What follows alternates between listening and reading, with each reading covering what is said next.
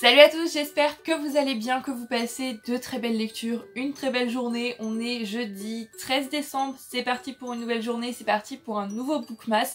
En fait, la journée est déjà bien commencée parce que il est maintenant, je vois, 13h56. C'est ma journée de repos, donc pas de maquillage, la coiffure un petit peu bizarre, mais tellement confortable des jours de repos. Et je vous disais, le jeudi comme le dimanche, j'aime bien prendre le temps de prendre le temps. En fait, je suis en mode lenteur, en mode slow, je fais ce que j'ai envie au moment où j'ai envie de le faire. J'ai une liste de choses qui me feraient plaisir de faire, mais je me prends pas la tête plus que ça. Aujourd'hui, j'aimerais bien regarder bien sûr des épisodes de Something in the Rain, j'aimerais beaucoup lire et c'est pour ça que je me suis mise dans mon fauteuil de lecture d'ailleurs, parce que j'ai envie aujourd'hui de lire ici avec un bon plaid plutôt que dans mon lit pour changer un petit peu.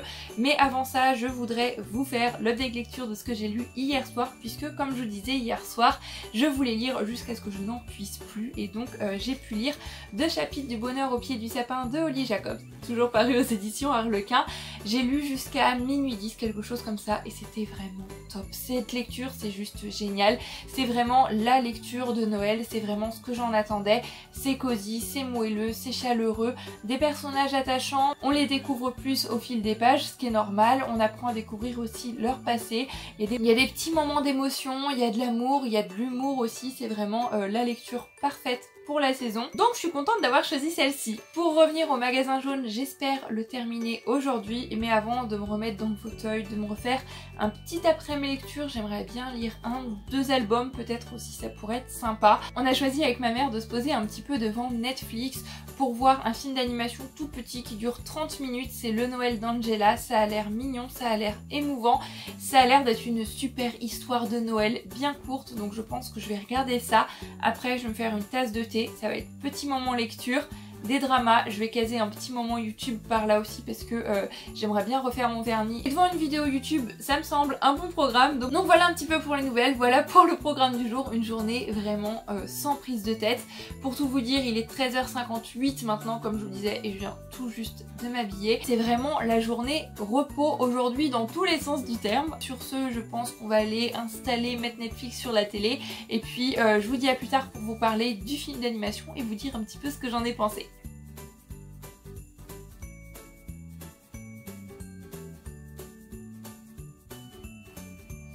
Le Noël d'Angela, comme je vous disais, c'est un tout petit film d'animation, ça a duré 30 minutes, mais c'était vraiment sympa. On est en Irlande, il me semble que l'Amérique c'est en Irlande, en 1914, et le narrateur nous raconte l'histoire de sa mère quand elle était enfant. Un jour de Noël un petit peu particulier, puisqu'elle va voler le petit Jésus de l'église pour lui tenir bien chaud, puisque bien sûr il n'a pas de vêtements, et partir avec le petit Jésus dans les bras comme ça, c'est pas ce qu'il y a forcément de plus discret. Donc c'est toute cette aventure qui nous est racontée en 30 minutes, et c'est un bon moment, c'est mignon, c'est... Voilà, c'est une bonne petite histoire de Noël comme on les aime. C'était une super trouvaille Netflix. Sur ce, je vais aller me faire une bonne tasse de thé et je pense que je vais commencer un thé que j'ai acheté il y a pas longtemps. Ça va être un test, c'est le thé de la licorne, quelque chose comme ça. Je vous montre ça dès que je serai dans la cuisine en train de le préparer. C'est goût chewing-gum. Ça va changer un petit peu, quelque chose de plus sucré, quelque chose de plus gourmand. Et ensuite, je vais prendre le magasin jaune, me poser et le terminer. Voilà, c'est ce thé là, c'est bien ça, c'est le thé licorne, thé noir aromatisé au chewing-gum de Quai Sud France. J'adore les boîtes, je trouve ça juste super original. Il y avait licorne, sirène et dromadaire, donc chacun des parfums différents. Et en plus, je vais vous montrer juste à l'intérieur. Et le petit détail qui fait tout, il y a des petites licornes en sucre, c'est juste tellement mignon. J'ai hâte de le tester, hâte de goûter pour voir s'il est bon aussi parce que c'est quand même important. On verra bien, aujourd'hui c'est le test. Ça y est. Le thé est prêt, j'ai goûté, donc verdict, j'aime beaucoup, je trouve ça super original, ça a vraiment goût du Malabar Tutti Frutti là, et j'aime bien, ça change un petit peu de ce que je bois habituellement. Et donc là, c'est parti pour la fin du magasin jaune de Marc Trévidic. Je sais pas vraiment si je me sens prête en fait à lire les dernières pages, mais bon, on va terminer ce livre aujourd'hui, donc je vous retrouve tout à l'heure pour vous dire ce que j'ai pensé de la fin. Il est 15h45 et ça y est, Je viens de tourner les dernières pages du Magasin jaune de Marc Trévidic paru aux éditions J.C. Lattès et ces dernières pages ne font que confirmer ce que je pensais déjà de cette lecture depuis le début en fait. C'est un fort livre, c'est un très beau livre, j'ai beaucoup aimé, c'était intéressant, on voit que l'auteur a fait beaucoup de recherches comme je disais notamment sur les jouets, leur évolution, l'évolution du monde aussi, l'évolution économique. On a l'évolution des personnages qui sont des enfants au début du livre puis qui petit à petit vont devenir des adultes. C'est fort, c'est beau, c'est bien écrit, un livre dont j'avais jamais entendu parler mais que je ne peux que vous recommander. C'est vraiment une très belle découverte et c'est ce genre de livre qui me rend vraiment heureuse d'aller à la médiathèque parce que voilà, je les prends comme ça sur les étagères sans trop en savoir, même sans rien en savoir à part ce que j'ai parfois lu sur la 4e de couverture et ça permet de faire de belles découvertes comme c'est la preuve ici. La fin était juste... voilà. C'était juste qu'il fallait en fait. C'est beau, c'était fort, l'ambiance de ce livre pleine de nostalgie, les personnages, l'histoire, le début, le milieu, la fin. Vraiment une super lecture.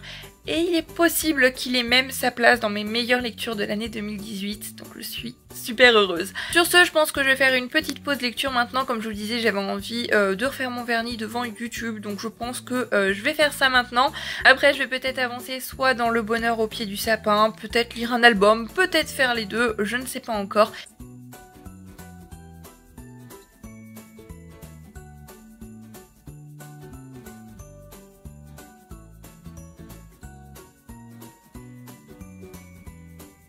Il est 16h38, j'ai terminé de faire mon vernis et j'ai terminé de regarder la vidéo que j'étais en train de regarder, donc je vous ai mis un petit bout. C'était le vlog de Sabrina de la chaîne Call Me Sab. Comme d'habitude, hein, quand je mentionne quelqu'un, vous trouverez tout dans la barre d'infos et c'était juste génial. C'est vraiment une fille géniale, donc bien sûr je ne peux que vous recommander à 200% sa chaîne. Elle s'est lancée le challenge avec Amélie de la chaîne Amélie qui est tout aussi géniale, donc pareil, tout sera dans la barre d'infos, de lire un livre par jour pendant tout le mois décembre. En tous les cas, d'avoir lu 31 livres à la fin de ce mois-ci. Donc elle se filme tous les jours et chaque mercredi elle poste un vlog. Là c'était un vlog de 44 minutes et c'était juste super chouette. C'était juste vraiment top de passer ces 44 minutes à suivre ses avancées lecture. Pour ma part, je pense que je vais me poser 5-10 minutes avec un petit album et après je vais me mettre à Something in the Rain et j'ai tellement hâte de reprendre. Sur la fin du dernier épisode était juste waouh, tellement top. Et puis depuis, bah, je m'y suis pas remise, j'ai pas regardé un autre épisode, donc ça va être sympa aussi. J'ai chauffé ma tasse de thé et j'ai ramené l'album avec moi pour le lire dans le salon, devant le sapin de Noël, parce que là j'ai ouvert ma fenêtre en grand pour aérer ne serait-ce que 5-10 minutes avant de me mettre, je pense, dans le lit avec un plaid et de commencer le drama, parce que ça c'est le problème du vernis, mais qu'est-ce que ça pue. L'album que j'ai choisi c'est L'ours qui aimait les histoires de Denis Hazley et Jim Lamarche. Et c'est les albums du culot, j'aime beaucoup cette couverture, on a un ourson adorable, on a des livres, ça promet d'être juste génial. C'est un album qui est assez connu il me semble, en tous les cas moi j'ai jamais lu, ça va être la première fois que je le découvre, donc je vous mets tout de suite le résumé si ça vous intéresse et c'est parti. Je sens déjà que ça va être une belle histoire et que je vais en prendre plein les yeux. On voit que c'est une vidéo pas du tout préparée, en fait les albums du culot ça fait partie des éditions Casterman, voilà pour l'info.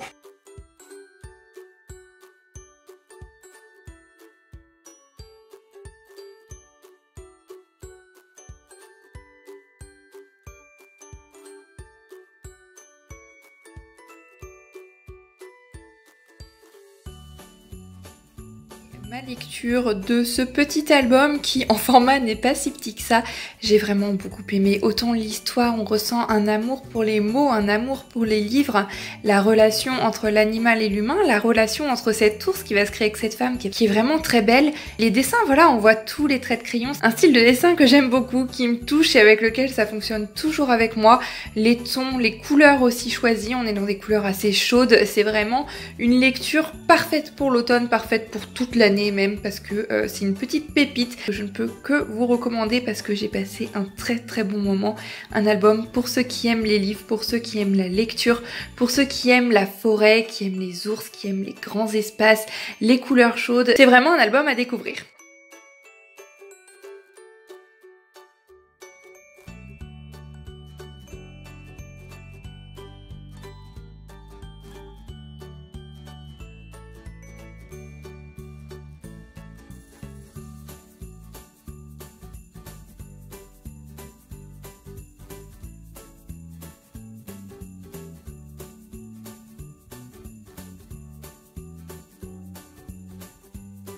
21h49, ça y est, c'est la fin de la journée, je viens de regarder un deuxième épisode de Something in the Rain. Waouh, l'émotion est juste en train de monter, les personnages et les acteurs surtout sont incroyables. Je pense notamment à la mère, mais qu'est-ce qu'elle peut m'énerver, mais en même temps elle joue super bien, c'est vraiment un super drama. Donc voilà, c'était le moment série du soir, maintenant ça va être le moment lecture et je pense que je vais avancer dans Le bonheur au pied du sapin, toujours de Holly Jacobs, avant demain de commencer une autre lecture papier, un autre livre de la bibliothèque. Cette fois-ci ça va être un livre jeunesse assez court. Je pense que ça va être un duo assez sympa, je vous montre rapidement avant de clôturer ce bookmas. Donc ce sera Luna Viva, le tournoi des voyants de Aurélie Benatar, paru aux éditions Sarbacane. Je ne sais pas grand chose de ce livre ni de cette histoire, si ce n'est qu'on va suivre une jeune fille qui va se retrouver dans un tournoi de voyantes comme l'indique la couverture, et c'est à peu près seulement ce que nous en dit la quatrième, donc j'ai hâte, on verra bien ce que ça donne. Mais ce soir un petit peu de romance, un petit peu d'esprit de Noël. Je vais donc avancer comme je vous disais dans Le bonheur au pied du sapin. Sur ce, c'en est tout pour aujourd'hui. J'espère que le bookmas vous aura plu. Je vous fais à tous plein de bisous, je vous souhaite de très belles lectures demain sur la chaîne Booktube pour un nouveau bookmas. Prenez grand soin de vous, bye bye.